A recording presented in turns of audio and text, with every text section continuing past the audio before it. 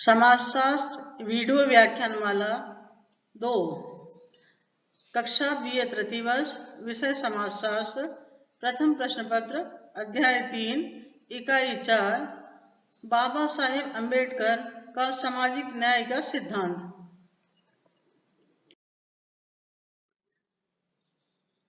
आज की कक्षा में हम पढ़ेंगे डॉक्टर बाबा साहेब भीमराव अम्बेडकर का जीवन परिचय, शिक्षा, दलित चिंतन, सामाजिक न्याय की अवधारणा, दलित उत्थान, निष्कर्ष, स्व मूल्यांकन हेतु वस्तुनिष्ठ प्रश्न।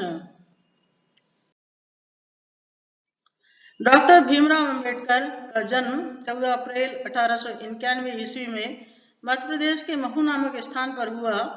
इनकी प्रारंभिक शिक्षा सतारा में हुई। मैट्रिक एवं स्नातक की शिक्षा इन्होंने मुंबई से प्राप्त की। बड़ौदा के महाराजा गायकवाड़ की आर्थिक मदद से कोलंबिया यूनिवर्सिटी अमेरिका पढ़ने गए।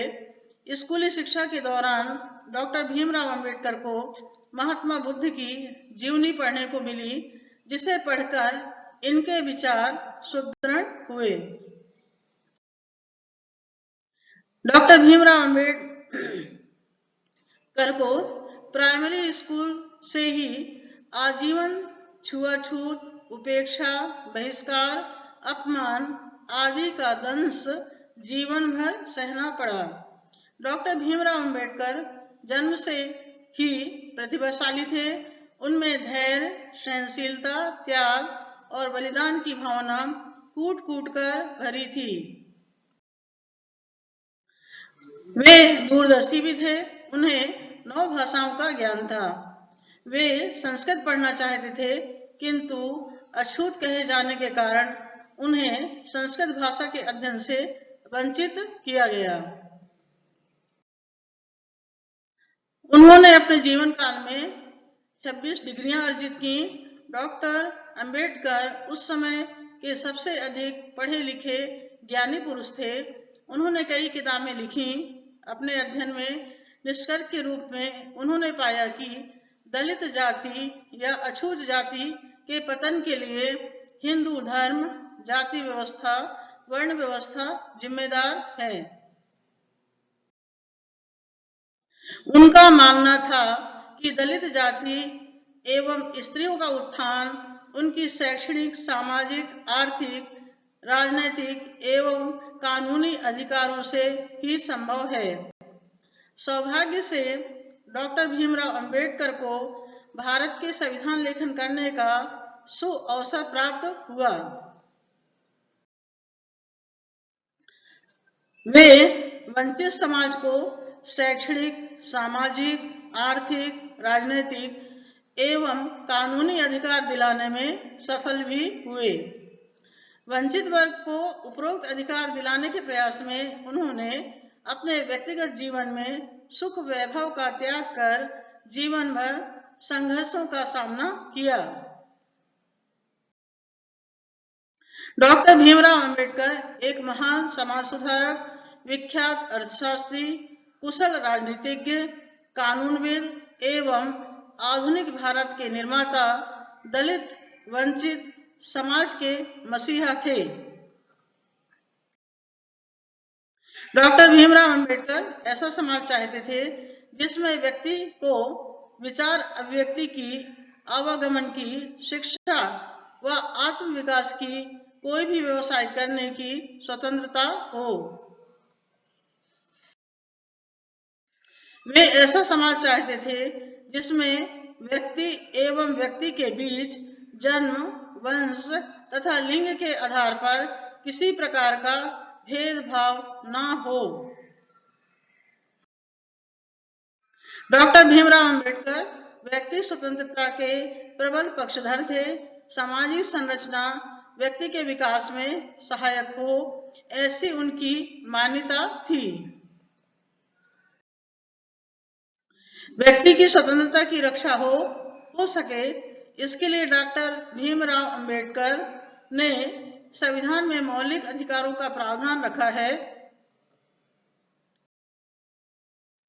सामाजिक न्याय और दलित उद्धार की दिशा में डॉक्टर भीमराव अम्बेडकर के विचारों या कार्यों की रूपरेखा इस प्रकार है। डॉक्टर अंबेडकर ने सामाजिक न्याय के सिद्धांत का प्रतिपादन किया। सामाजिक न्याय क्या है ये समझ लेना चाहिए।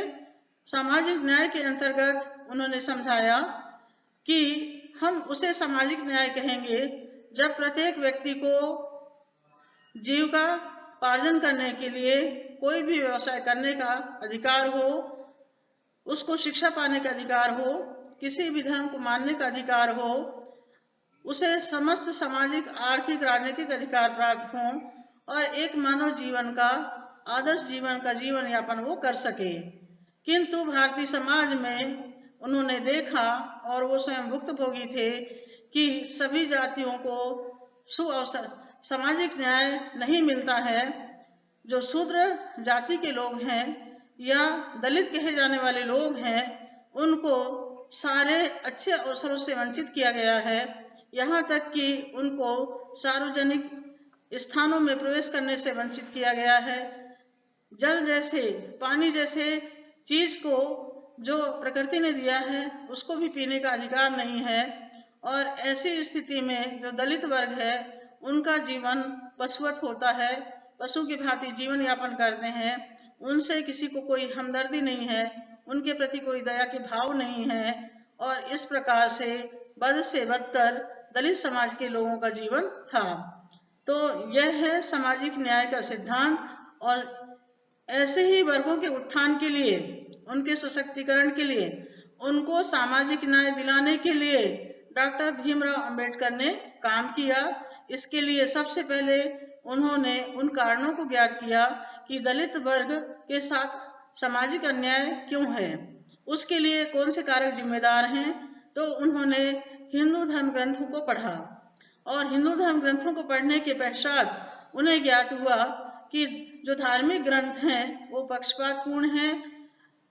इन ग्रंथों में समाज के 3 वर्ग को सारी सुविधाएं प्राप्त हैं, सारे अवसर प्राप्त हैं, उनका मान सम्मान है, उनको सामाजिक, आर्थिक, राजनीतिक सारे अधिकार प्राप्त हैं, लेकिन शूद्र वर्ण को किसी भी प्रकार का अधिकार प्राप्त नहीं है।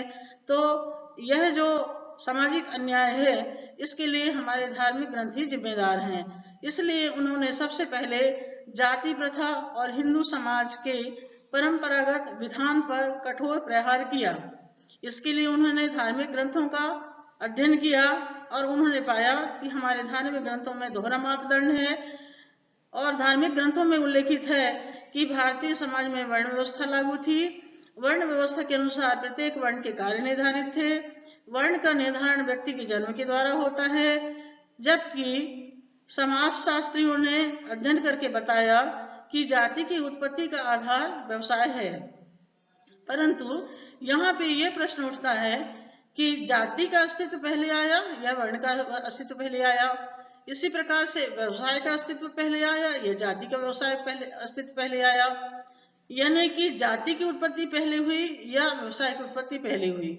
अब ये इतना भ्रमात्मक अवधारणा है, यह प्रश्न इतना गोलमोल हो जाता है जैसे ये कहा जाता है कि पहले मुर्गी आई या अंडा। तो इस प्रकार से धार्मिक ग्रंथों में जो ये दोहरा मापदंड है कि समाज के 3 वर्ण के लोगों को सारे अधिकार प्राप्त हैं और शूद्र वर्ण को कोई भी अधिकार प्राप्त नहीं है, इससे डॉक्टर अंबेडकर दुखी हुए और उन्होंने माना कि हमारे धार्मिक ग्रंथों में बहुत सारी कमियां हैं। किंतु हमारे देश के महापुरुष, उसमें महात्मा गांधी भी शामिल हैं। इसके पहले स्वामी विवेकानंद हुए, स्वामी दयानंद सरस्वती हुए, राजा राम मोहन राय हुए, रविन्द्रनाथ टैगोर हुए, बहुत सारे समाज सुधारक हुए। पर किसी भी विद्वान ने इस कमी पर या हमारे धार्मिक ग्रंथों की इस कमजोरी पर किसी ने मुखर होकर विचार व्यक्त नहीं किया।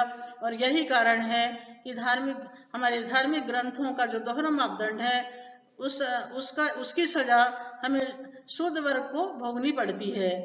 कहने का मतलब है कि डॉक्टर अंबेडकर ने सारे धार्मिक ग्रंथों का अध्ययन किया। उसमें रामायण, महाभारत, वेद, पुराण और मनु संहिता, इन सबों का उन्होंने अध्ययन किया और उन्होंने भारत की जाति व्यवस्था पर प्रहार किया। मुखर रूप से उन्होंने बोला कि यह व्यवस्था अन्यायपूर्वक है, पक्षपातपूर्ण है। इसी प्रकार से बहुसंख्यक का शोषण, इस अन्यायपूर्ण व्यवस्था के कारण समाज के बहुत सारे ऐसे वर्ण के लोग हैं, शूद्र वर्ण के लोग हैं, जिसमें पिछड़ी भी जाति शामिल है, और अति शूद्र के अंतर्गत जैसे सफाई कर्मी हैं, महार जाति के लोग हैं, चर्मकार हैं, इनका शोषण हुआ, इनके साथ अत्याचार हुए, इनको सारे सुख सुविधाओं से वंचित किया गया, इनको शिक्षा से और रोजगार से भी वंचित किया गया।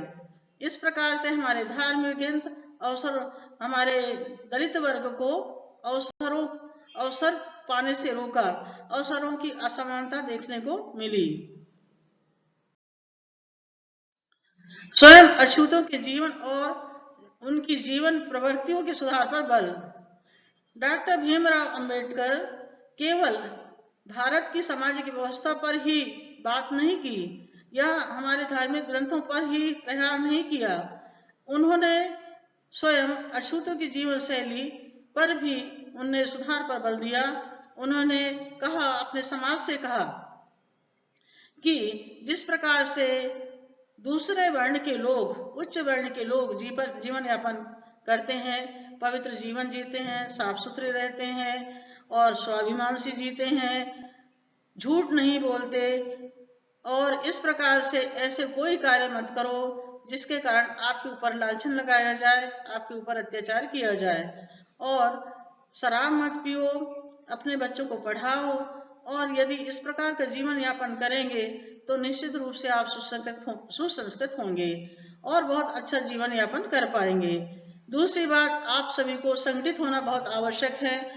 जो कोई आपके अधिकारों का हनन करे तो उसका विरोध भी आपको करना है, और इस प्रकार से आप संगठित होकर अत्याचारों के खिलाफ आप संघर्ष करेंगे तो निश्चित रूप से आपको अपने अधिकार प्राप्त होंगे। इस संदर्भ में उन्होंने महिलाओं से भी कहा कि वो अपने परिवार का संचालन सवर्ण जाति की महिलाएं जैसे करती हैं वैसा करें, स्वाभिमान से जीवन यापन करें, वो जैसे चाहें उस शैली में वो अपने वस्त्र पहने, वस्त्र साफ सुथरे पहने, अपने बच्चों को संस्कार दें, और अपने घर में यदि उनका पति शराब पीता है या बेटा शराब पीता है तो उनको समझाएं, और समझाने से नहीं माने तो उनको दंडित भी करें, उनको भोजन ना दें और उनको बाध्य करें कि वो शराब का सेवन बंद करें। इस प्रकार से डॉक्टर भीमराव अंबेडकर अछूत समाज या दलित समाज या शूद्र वर्ण के लोगों को कहा कि यदि आप अपना सशक्तिकरण चाहते हैं, आप सामाजिक न्याय चाहते हैं, तो शिक्षित होना आवश्यक है। इसके लिए आप शिक्षा प्राप्त करो और आप दूसरा व्यवसाय भी करिए। जो जंगल में जमीन है वहां खेती करिए, आप दूसरे हुनर भी सीखिए, और स्वच्छतापूर्ण जीवन यापन करेंगे तो निश्चित रूप से आपका समाजीकरण होगा। परंतु यहाँ पे ये बात कहना बहुत आवश्यक है, डॉक्टर अंबेडकर को भी पानी लेने का अधिकार नहीं था। जब वो स्कूल में पढ़ते थे तब स्कूल का जो चतुर्श्रेणी कर्मचारी होता था वो ऊपर से पानी ढाल के उनको पिलाते थे। जिस दिन वो कर्मचारी छुट्टी पर होता था उस दिन डॉक्टर अंबेडकर को दिन भर प्यासे रहना पड़ता था। मैं ये कहना चाह रही हूँ कि जब शूद्र वर्ण के लोगों को पीने के लिए पानी उपलब्ध नहीं था तो नहाने के लिए पानी कैसे उपलब्ध होता। दूसरी बात, हमारे शास्त्रों में उल्लेख है, मनुस्मृति में उल्लेख है कि शूद्रों की बस्ती गांव से बाहर होगी, शूद्रों के पास कोई संपत्ति नहीं होगी, संपत्ति के नाम से वो गधा और कुत्ता पाल सकते हैं, जेवर के नाम से वो लोहा पहन सकते हैं, और वो जूठा भोजन करेंगे, और जो मृतक लोग होते हैं उनके वस्त्र पहनेंगे, और इस प्रकार से वो जो चीज उपयोगी नहीं है और उच्च वर्ण के लोगों के द्वारा जो चीज उपयोगी नहीं है उन चीजों का उपयोग करके वो अपना जीवन यापन करेंगे। तो स्वाभाविक है, ना वो आर्थिक रूप से सक्षम थे, ना ही उनके पास साबुन या निरमा पाउडर होता था जिससे वो कपड़े धोते, ना इतना पानी होता था जिससे वो नहाते थे। लेकिन जो लोग किन्हीं कारणों से आर्थिक रूप से सक्षम हो गए थे, जिनके पास पानी उपलब्ध था, उनको डॉक्टर अंबेडकर ने कहा कि आप बिल्कुल पवित्र रहिए, नहाइए धोइए, स्वच्छ कपड़े पहनिए, घर का वातावरण स्वच्छ रखिए और सात्विक जीवन यापन करिए। इस प्रकार से डॉक्टर अंबेडकर ने दलित जाति के लोगों को प्रेरित किया, अच्छा जीवन यापन करने के लिए प्रेरित किया, उनका आत्मबल बढ़ाया। तीसरा उनका जो कार्य था, अछूतों को सभी सार्वजनिक स्थानों के प्रयोग का अधिकार। 1924 की बात है, बंबई नगर पालिका में एक आदेश पारित हुआ था। उस आदेश के तहत यह उल्लेख किया गया था, एक आदेश जनसामान्य के लिए जारी हुआ था कि बंबई नगर में जितने भी पानी के स्रोत हैं, सार्वजनिक स्थान पर जो पानी के स्रोत हैं, उन जल स्रोतों से सभी जाति के लोग जल ले सकते हैं, उस जल का उपयोग कर सकते हैं। चूंकि डॉक्टर अंबेडकर इस बात से बहुत दुखी थे, क्योंकि सार्वजनिक स्थान से दलितों को पानी लेने का अधिकार नहीं था, जल स्रोतों से पानी लेने का अधिकार नहीं था, सार्वजनिक स्थान में प्रवेश करने का अधिकार नहीं था। इसलिए उनने पहला सत्याग्रह किया 1927 में। इसके लिए उनने दलित समाज के लोगों को एकत्रित किया और महत तालाब जो बॉम्बे में है, वहां पे पानी पीने के लिए प्रवेश किए। इसकी सूचना सवर्ण के लोगों को मिल गई और उस स्थान में पहुंचकर जो डॉक्टर अंबेडकर के साथ सत्याग्रह कर रहे थे, उन लोगों के साथ मारपीट की गई, उनका सिर फोड़ा गया, उनके हाथ पैर तोड़े गए और धमकी दी कि आइंदा कभी वो ऐसी हिम्मत नहीं करेंगे। इसी प्रकार से रामगढ़ के गंगा सागर में तालाब का पानी पीने के लिए भी डॉक्टर अंबेडकर ने अपने साथियों के साथ सत्याग्रह किया, परंतु उस घटना के पश्चात इन जल स्रोतों का पवित्रीकरण उच्च वर्ण के लोगों के द्वारा किया गया। दूसरा सत्याग्रह 1930 ईस्वी में काला राम मंदिर प्रवेश के लिए किया गया सत्याग्रह। यह मंदिर नासिक के पास है और जिस प्रकार से हिंदू समाज में दलितों को भी हिंदू माना जाता था और हिंदू होने के नाते उनको मंदिर में प्रवेश वर्जित था, तो एक प्रश्न उठता था, क्योंकि उस समय लोग बहुत ज्यादा आस्तिक थे और सबकी इच्छा होती थी कि वो भी पूजा पाठ करें, मंदिर में प्रवेश करें और मूर्ति के दर्शन करें। किंतु हमारी जो सामाजिक व्यवस्था थी वो इतनी खराब थी, इतना अन्यायपूर्ण थी कि दलितों को मंदिर में प्रवेश वर्जित था और दलितों के मन में एक आत्मविश्वास जागृत करने के लिए डॉक्टर अंबेडकर 1930 ईस्वी में काला राम मंदिर में प्रवेश किए, परंतु उनको गर्भगृह तक नहीं जाने दिया गया। हिंदू संगठनों ने लाठी या हथियार लेके उनको रोका और इस तरह से वह मंदिर के गर्भगृह में प्रवेश नहीं कर सके, किंतु जो संगठित लोग थे उनमें आत्मबल बढ़ा।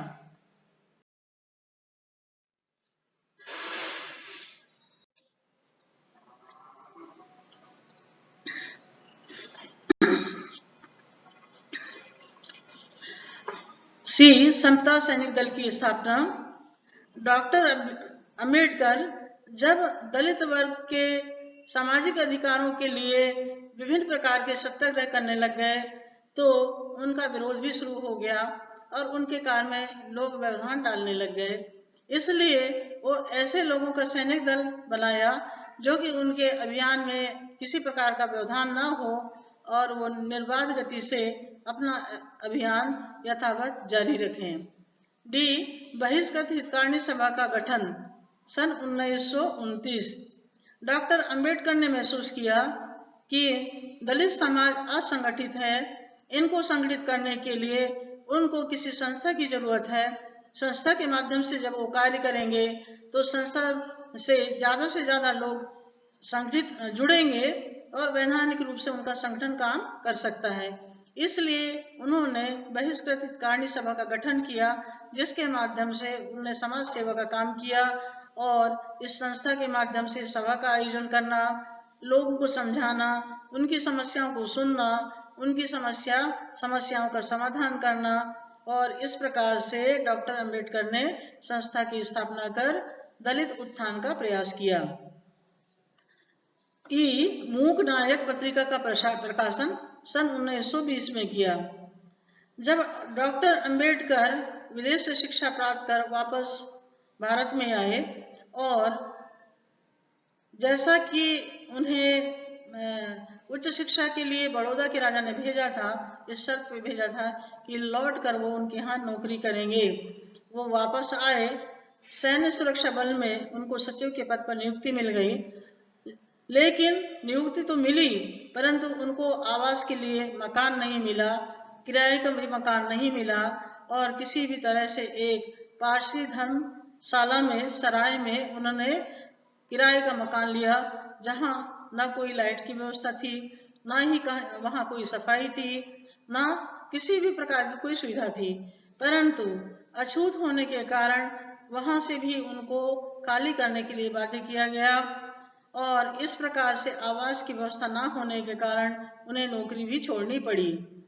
उनके कार्यालय में डॉक्टर अंबेडकर के अछूत होने के कारण उनके अधीनस्थ कर्मचारी उनकी टेबल में जो फाइल देते थे उसे फेंक कर देते थे, उनकी टेबल की सफाई नहीं करते थे और न ही उनको कोई पानी पिलाता था।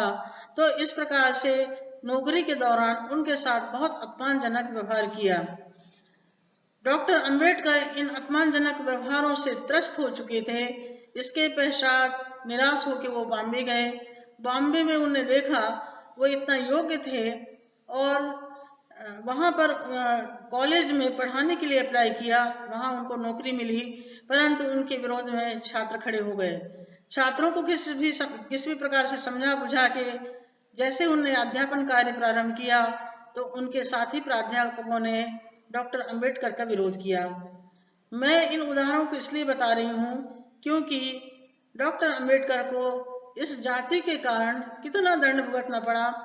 योग्य होने के बाद भी, नौकरी मिलने के बाद भी वो नौकरी नहीं कर सके और इस प्रकार से बड़ौदा के यहाँ उन्हें नौकरी त्यागनी पड़ी, बड़ौदा राजा के यहाँ भी नौकरी छोड़नी पड़ी, जबकि वो तो सम्राट थे, उनके साथ न्याय कर सकते थे, लेकिन पब्लिक का सम्राट के ऊपर भी इतना दबाव था कि यहाँ सम्राट भी असमर्थ रहे, वहां पे कॉलेज प्रशासन भी असमर्थ रहा और ये दोनों जगह उनको नौकरी छोड़नी पड़ी। इसके बाद उनने वकालत प्रारंभ किया, लेकिन वकालत के दौरान भी जो सवर्ण के लोग थे उनको सताना नहीं छोड़े, उनके खिलाफ जो क्लाइंट थे उनको बरगलाना प्रारंभ किया। लेकिन योग्य व्यक्ति सफल होता है। एक बार हत्या के आरोप में किसी व्यक्ति को सजा हुई, उसका उन्होंने उनका केस लड़ा और इस प्रकार से उस प्रकरण की कार्यवाही करने से डॉक्टर भीमराव अंबेडकर की ख्याति हुई। उन्होंने अपनी समस्याओं को सबको बताने के लिए, यह जो मानवीय दृष्टिकोण वाले लोग थे, बुद्धिजीवी थे, निस्वार्थ भाव से जो न्याय की बात करते थे, उन तक अपनी बात पहुंचाने के लिए या प्रशासन तक अपनी बात पहुंचाने के लिए, ब्रिटिश सरकार तक अपनी बात पहुंचाने के लिए, कांग्रेसियों के कान तक अपनी बात पहुंचाने के लिए उन्होंने मूक नायक पत्रिका का प्रकाशन किया।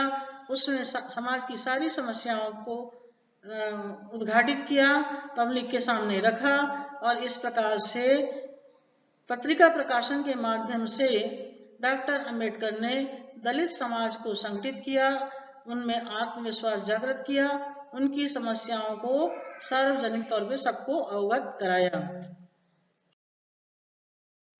दलितों के लिए पृथक प्रतिनिधित्व। जब हमारे देश को आजादी मिलने वाली थी तब प्रथम गोलमेज सम्मेलन का आयोजन हुआ। उसमें डॉक्टर भीमराव अंबेडकर ने प्रतिनिधित्व किया और महात्मा गांधी ने भी प्रतिनिधित्व किया। दूसरा गोलमेज सम्मेलन हुआ क्योंकि प्रथम गोलमेज सम्मेलन में निर्णय नहीं हो पाया और दूसरे गोलमेज सम्मेलन में महात्मा गांधी नहीं जा सके। उक्त गोलमेज सम्मेलन में डॉक्टर अंबेडकर ने दलितों के लिए पृथक प्रतिनिधित्व की मांग की और इस मांग की खलबली पूरे देश में मच गई और ब्रिटिश सरकार ने इस मांग को स्वीकार कर लिया, क्योंकि डॉक्टर अंबेडकर ने देखा कि पढ़े लिखे होने के बावजूद भी जब उनको नौकरी करने का अवसर प्राप्त नहीं हुआ, उनकी नौकरी खतरे में रही और हर जगह से उनको त्याग पत्र देना पड़ा। ऐसी स्थिति में दलित लोग पढ़ भी लेंगे तो समाज उनको स्वीकार नहीं करेगा। बेहतर है कि उनका दलितों के लिए पृथक प्रतिनिधित्व निर्वाचन मंडल होना चाहिए, पृथक प्रतिनिधित्व का प्रस्ताव पास होना चाहिए। इस बात की सूचना महात्मा गांधी को मिली और यरवदा जेल में महात्मा गांधी आमरण अनशन पर बैठ गए, भूख हड़ताल पर बैठ गए कि जब तक डॉक्टर अंबेडकर इस कानून को वापस नहीं लेंगे, इस प्रस्ताव को वापस नहीं लेंगे, वो अन्न का सेवन नहीं करेंगे। अर्थात पूरे देश में खलबली मच गई। समस्त पार्टियों का दबाव डॉक्टर अंबेडकर के ऊपर पड़ा, कांग्रेस प्रतिनिधियों का दबाव पड़ा और डॉक्टर अंबेडकर को भी लगा कि कहीं ऐसा न हो कि महात्मा गांधी अपने जिद में प्राण त्याग दें और उनकी हत्या का आरोप उन्हें लग जाए। इसलिए फिर डॉक्टर अंबेडकर महात्मा गांधी से मिलने गए और उन्होंने कहा कि महात्मा गांधी, आपको भी हमारे लिए काम करते करते लगभग 10-15 साल हो चुके हैं। आपकी अहिंसा के सिद्धांत से क्या समाज में कोई परिवर्तन आया? क्या दलितों के साथ किसी की कोई सहानुभूति है? उनके अत्याचार में कोई कमी आई? और इस प्रकार से डॉक्टर अंबेडकर के प्रश्नों का उत्तर महात्मा गांधी नहीं दे पाए। महात्मा गांधी यूं ही आश्वासन देते रहे कि डॉक्टर अंबेडकर, पृथक प्रतिनिधित्व का मतलब है देश का विभाजन और तुम ऐसा निर्णय क्यों ले रहे हो? महात्मा गांधी के इस जवाब में डॉक्टर अंबेडकर ने कहा, मैं किस स्थान को अपनी मातृभूमि मानूं? तब डॉक्टर अंबेडकर ने कहा कि पूरा देश आपका मातृभूमि है। डॉक्टर अंबेडकर ने कहा, जब मुझे नौकरी करने का अधिकार नहीं है, जब मुझे प्राकृतिक जल जो प्रकृति ने दिया है वो पीने का मुझे अधिकार नहीं है, तो ऐसी स्थिति में मैं किस भूमि को अपना कहूं? परंतु महात्मा गांधी ने किसी भी प्रकार से डॉक्टर अंबेडकर को समझा बुझा के उक्त प्रस्ताव वापस ले लिया और यह आश्वासन भी दिया कि मैं दलित उत्थान के लिए प्रतिबद्ध हूँ, हर क्षण में आपके साथ हूँ और मेरा जो निवेदन है डॉक्टर अंबेडकर से वो कि दलित उत्थान के लिए उनकी शिक्षा में आरक्षण प्रदान किया जाए, दलित वर्ग को नौकरी में आरक्षण प्रदान किया जाए, राजनीति में आरक्षण प्रदान किया जाए, विधानसभा और लोकसभा के सदस्य के लिए उनकी सीट आरक्षित की जाए और इस प्रकार से डॉक्टर महात्मा गांधी और डॉक्टर अंबेडकर के बीच में समझौता, पुनः समझौता के नाम से समझौता हुआ और इस समझौते के कारण भी दलितों को मजबूती मिली, उनका संगठन मजबूत हुआ। दलितों की स्थिति में सुधार के कानूनी उपाय। डॉक्टर अंबेडकर ये अच्छी तरह से जानते थे कि उपदेशों से दलितों का उत्थान कदापि नहीं हो सकता और ऐसे कितने महापुरुष आए जो पब्लिक को मार्गदर्शन दिया, समझाया बुझाया, लेकिन आम पब्लिक दलितों से नफरत करते थे, घृणा करते थे, उनके साथ पशु जैसा व्यवहार करते थे। इसलिए उनने ये मान लिया था कि बिना कानून के सुधार किए या बिना कानूनी उपाय के द्वारा सामाजिक कुप्रथाओं को दूर नहीं किया जा सकता। इसलिए भारतीय समाज में, संविधान में उन्होंने कानून बनाए और समाज की जो भी कुरीतियां थी, जैसे छुआछूत है, ऊंच नीच है, सामाजिक भेदभाव है, बेगार प्रथा है, देवदासी प्रथा है, इन सारी प्रथाओं से संबंधित कानून बनाया गया। प्रजातंत्र शासन प्रणाली द्वारा सभी के लिए समान कानून। चूंकि डॉक्टर अंबेडकर को संविधान लेखन का अवसर प्राप्त हुआ और उस समय डॉक्टर भीमराव अंबेडकर के बराबर कोई भी व्यक्ति इतना न तो पढ़ा लिखा था, ना इतना मेहनत कर सकता था। डॉक्टर अंबेडकर विश्व के सभी संविधानों का, प्रमुख संविधानों का, जिसमें अमेरिका, इंग्लैंड, इटली यहाँ के संविधानों का अध्ययन किया और अध्ययन करने के पश्चात भारत के लिए जो भी व्यवस्थाएं उपयोगी थी उन सारी व्यवस्थाओं को भारत के संविधान में शामिल किया और प्रजातंत्र शासन प्रणाली को अपनाया। प्रजातंत्र शासन प्रणाली में मौलिक अधिकार का उल्लेख किया गया और मौलिक अधिकारों के द्वारा भारत के प्रत्येक नागरिक को शिक्षा का अधिकार है, विचार अभिव्यक्ति का अधिकार है, भारत भूमि में कहीं पे भी निवास करने का अधिकार है, किसी भी धर्म को मानने का अधिकार है और इस प्रकार से समस्त मौलिक अधिकार भारत के नागरिकों को प्राप्त है। अनुच्छेद 15 और 16 के द्वारा सामाजिक समानता का प्रावधान है। इन अनुच्छेदों के कारण कोई भी व्यक्ति किसी के साथ किसी प्रकार से असमानता का व्यवहार नहीं कर पाएगा, जैसे जाति के आधार पर, लिंग के आधार पर, भाषा के आधार पर, प्रांत या धर्म या संप्रदाय या क्षेत्र के आधार पर किसी प्रकार का भेदभाव नहीं करेगा।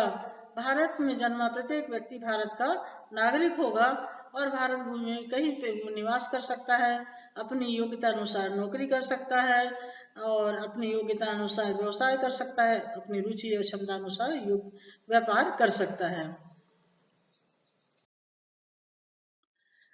डी अनुच्छेद 17 में अस्पृश्यता या छुआछूत निवारण का प्रावधान। यह अनुच्छेद सबसे ताकतवर अनुच्छेद है। इस अनुच्छेद के द्वारा अस्पृश्यता या छुआछूत का निवारण कर दिया गया है, समापन कर दिया गया है। इस अनुच्छेद के तहत यदि कोई व्यक्ति किसी व्यक्ति को जाति के आधार पर अपमानजनक शब्द का प्रयोग करता है, उसे अपमानित करता है, किसी सार्वजनिक स्थान में प्रवेश करने से वंचित करता है, ऐसी स्थिति में ऐसे व्यवहार करने वाले के व्यक्ति के खिलाफ दंडात्मक कार्रवाई की जाएगी और उसे 2 साल का कारावास होगा, 2000 रुपए पेनाल्टी होगी और यह अपराध क्षम्य नहीं होगा। हर हालत में ऐसे क्रिया करने वाले व्यक्ति को दंडित किया जाएगा। भारत के संविधान में अनुसूचित जाति एवं जनजाति की शिक्षा, नौकरी एवं राजनीतिक शक्ति हेतु आरक्षण का प्रावधान। छात्र-छात्राओं, ये मैंने पहले ही बताया था कि यरवदा जेल में महात्मा गांधी और डॉक्टर अंबेडकर के बीच में इसी आरक्षण पर समझौता हुआ था और सभी विद्वान गणों ने ये महसूस किया था कि दलित उत्थान के लिए आरक्षण जरूरी है और शिक्षा, नौकरी, इनके माध्यम से ही हम सामाजिक उत्थान दलितों का कर सकते हैं। एफ, कल्याणकारी योजनाएं। इन्हीं नीतियों का परिणाम था कि अनुसूचित जाति और जनजातियों के लिए छात्रवृत्ति योजना, छात्रावास योजना, प्रशिक्षण की व्यवस्था, प्रशिक्षण के दौरान छात्रवृत्ति प्रदान किया जाना, उच्च शिक्षा या व्यावसायिक शिक्षा के लिए विदेश जाने पर छात्रवृत्ति योजना आदि लागू की गई। अंतिम जो प्रयास था डॉक्टर अंबेडकर का, वो था साहित्य लेखन एवं समाचार पत्र प्रकाशन। उन्होंने बहुत सारी किताब लिखी और उन्होंने पाया कि भारतीय समाज में व्याप्त बुराइयां क्या हैं, उसके लिए कौन से कारक जिम्मेदार है। इसके लिए उन्होंने बहुत सारी किताब पढ़ी और किताब पढ़ने के साथ उन्होंने किताब लिखी। किताब इसलिए लिखी ताकि जो दलित वर्ग के लोग हैं वो इन किताबों को पढ़ने के पश्चात यदि डॉक्टर अंबेडकर इस दुनिया में नहीं रहते हैं तो भविष्य में वो किताब पढ़ के भी प्रेरित हों, क्योंकि उनके जीवन काल में तो उन्होंने दलित उत्थान के लिए बहुत प्रयास किया, पर भविष्य में क्या हो सकता था, इसलिए उन्होंने किताबों की रचना की, जिसके अंतर्गत उनकी किताब है हिंदू धर्म के दर्शन, भारत में बौद्ध का पतन, जाति विच्छेद, श्री गांधी एवं अछूतों की मुक्ति, भारत में लघु कृषि और उसके उपचार, शूद्र कौन, मूक नायक पत्रिका। इस तरह से उन्होंने किताबों की रचना की, प्रकाशन किया और मूक नायक पत्रिका का प्रकाशन 1920 से ही प्रारंभ कर दिया था। धर्म परिवर्तन। छात्र छात्राओं, धर्म परिवर्तन एक महत्वपूर्ण पॉइंट है।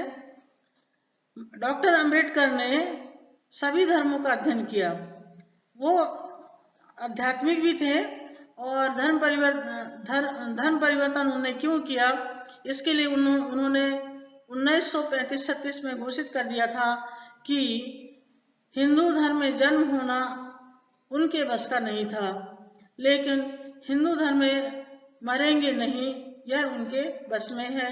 जब इस प्रकार की घोषणा उन्होंने की तो समस्त जो स्वतंत्रता सेनानी थे या कांग्रेस के कार्यकर्ता थे, उनमें खलबली मच गई कि डॉक्टर अंबेडकर अब कौन सा धर्म अपनाएंगे, परंतु उन्होंने इस्लाम धर्म का अध्ययन किया, उन्होंने ईसाई धर्म का अध्ययन किया, बाइबल का अध्ययन किया, कुरान का अध्ययन किया, उन्होंने सिख धर्म का भी अध्ययन किया और इस प्रकार से आर्य समाज, ब्रह्म समाज, इन सबों का अध्ययन किया।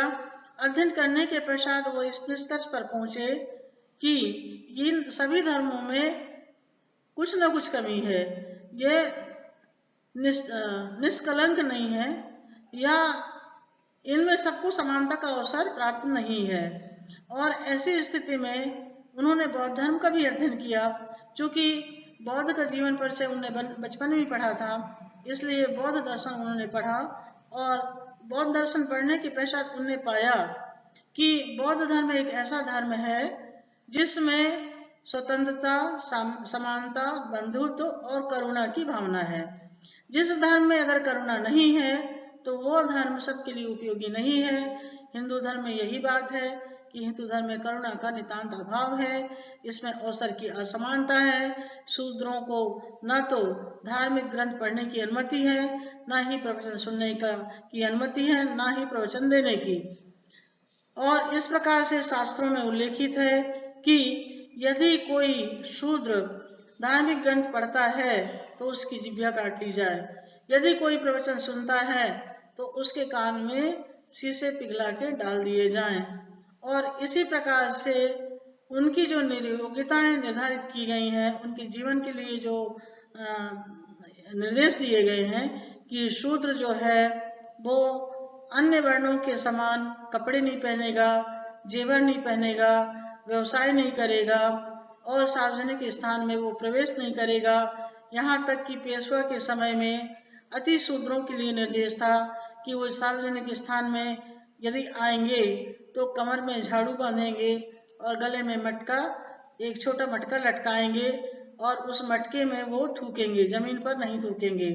झाड़ू इसलिए बांधेंगे कि उनका पद चिन्ह सड़क पर ना हो, रोड पर ना हो, जिससे उनके पद चिन्हों के ऊपर किसी सावर्ण जाति का पैर ना पड़े। तो इस प्रकार से जो धार्मिक प्रतिबंध था शूद्रों के लिए वो बिल्कुल अपमानजनक था, दोहरा मापदंड वाला था और यही कारण है कि दलित जातियों का या शूद्र कहे जाने वाले व्यक्तियों की स्थिति बहुत खराब हो गई, बहुत गरीबी में जीवन यापन करने लग गए, उनका स्वास्थ्य खराब हुआ, उनकी मानसिक स्थिति खराब हुई और इस प्रकार से बहुत कष्ट पूर्वक उनका जीवन यापन होने लगा। यह सब कष्ट देखकर डॉक्टर भीमराव अंबेडकर के मन में आया कि धर्म यदि किसी वर्ग के साथ इतना पक्षपात कर सकता है, सबके साथ समानता का व्यवहार नहीं कर सकता, जबकि हिंदू धर्म में ये प्रावधान है कि प्रत्येक जीव जंतु के प्रति दया की भावना रखना चाहिए, तो क्या शूद्र जीव जंतुओं से भी गैर बीते हैं, पशुओं से भी गैर बीते हैं कि उनके प्रति कोई दया की भावना ही नहीं है। इन सारी जो बातें थी या धर्म की जो ये बुराइयां थी, कमियां थी, इन सारे कारणों से डॉक्टर अंबेडकर ने बौद्ध धर्म को अपनाया और बौद्ध धर्म के लिए उन्होंने तारीख तय की 14 अक्टूबर 1956 नागपुर जाके 5 लाख साथियों के साथ उन्होंने बौद्ध धर्म ग्रहण किया। छात्र छात्राओं, आपने डॉक्टर अंबेडकर की जीवनी पढ़ी, उनका व्यक्तित्व और कृतित्व पढ़ा, उनका सामाजिक न्याय संबंधी सिद्धांत को समझा। अब हम निष्कर्ष पर चर्चा करते हैं। डॉक्टर भीमराव अंबेडकर ने अपने अध्ययन के पश्चात निष्कर्षता पाया कि अछूतों की समस्याएं आर्थिक तथा राजनीतिक हैं, जिनकी जड़ें हिंदू धर्म शास्त्रों में निहित है। उनकी मान्यता थी कि स्वतंत्रता, समानता, भ्रातृत्व की भावना को नष्ट करने वाली शक्ति का नाम ही ब्राह्मणवाद है। वर्ण आश्रम सिर्फ ब्राह्मणवाद की देन है, अतः दलित वर्ग का उत्थान उनके शैक्षणिक, सामाजिक, आर्थिक, राजनीतिक विकास से ही संभव है। दलित वर्ग का सशक्तिकरण क्रांतिकारी प्रयासों से ही किया जा सकता है।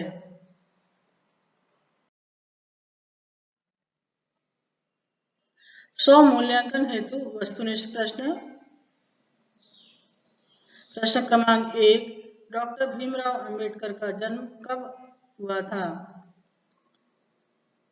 ए 14 अप्रैल 1891, बी 14 अप्रैल 1892, सी 14 अप्रैल 1893, डी 14 अप्रैल 1894।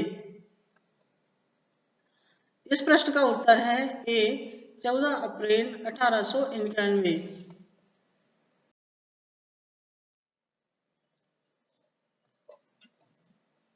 प्रश्न क्रमांक 2, डॉक्टर भीमराव अंबेडकर की प्रारंभिक शिक्षा कहाँ पर हुई? ए सतारा, बी महू, सी बड़ौदा, डी मुंबई। इस प्रश्न का उत्तर है ए सतारा।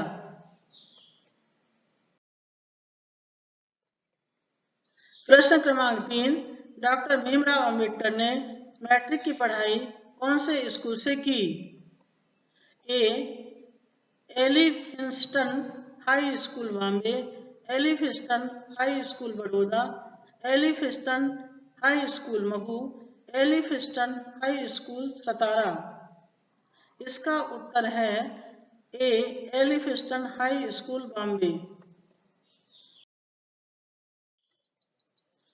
प्रश्न क्रमांक 4, डॉक्टर भीमराव अंबेडकर का विवाह किसके साथ हुआ?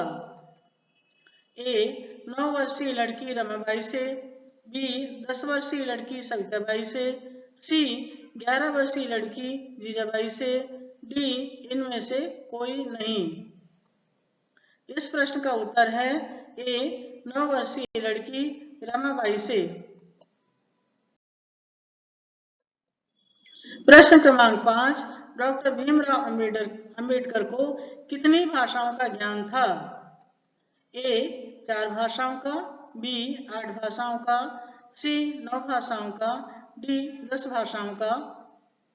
इस प्रश्न का उत्तर है 9 भाषाओं का।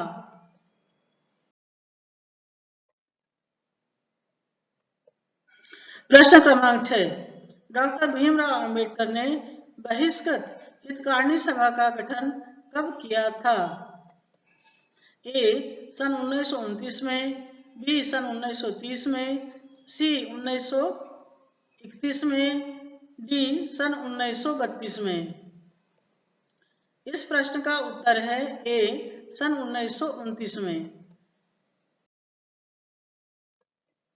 प्रश्न क्रमांक 7, डॉक्टर भीमराव अंबेडकर ने मूक नायक पत्रिका का प्रकाशन कब किया था? ए सन 1920 में, बी सन 1921 में, सी सन 1922 में, डी सन 1923 में। इस प्रश्न का उत्तर है ए सन 1920 में। प्रश्न क्रमांक 8, डॉक्टर भीमराव अंबेडकर ने अपनी रचना शूद्र कौन है कब प्रकाशित की थी? इस प्रश्न का उत्तर ए सन 1940 में, बी सन 1942 में, सी सन 1944 में, डी सन 1946 में। इस प्रश्न का उत्तर है डी 1946 में। प्रश्न क्रमांक 9, डॉक्टर भीमराव अंबेडकर ने बौद्ध धर्म की दीक्षा कब और कहां प्राप्त की? ए 14 अक्टूबर 1956 नागपुर में, बी 14 अक्टूबर 1954 मुंबई में, सी 14 अक्टूबर 1952 बड़ौदा में, डी 14 अक्टूबर 1950 दिल्ली में। इस प्रश्न का उत्तर है 14 अक्टूबर 1956 नागपुर में। प्रश्न क्रमांक 10, डॉक्टर भीमराव अंबेडकर की मृत्यु कब और कहां हुई? ए 6 दिसंबर 1952 मुंबई में, बी 6 दिसंबर 1953 बड़ौदा में, सी 6 दिसंबर 1954 नागपुर में, डी 6 दिसंबर 1956 दिल्ली में। इस प्रश्न का उत्तर है डी, 6 दिसंबर 1956 दिल्ली में।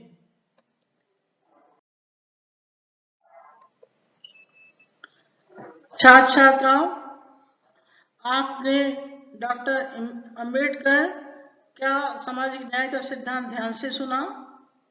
इनके संदर्भ में बहुत सारी भ्रांतियां हैं, लेकिन आज का व्याख्यान आपको समझ में आया होगा।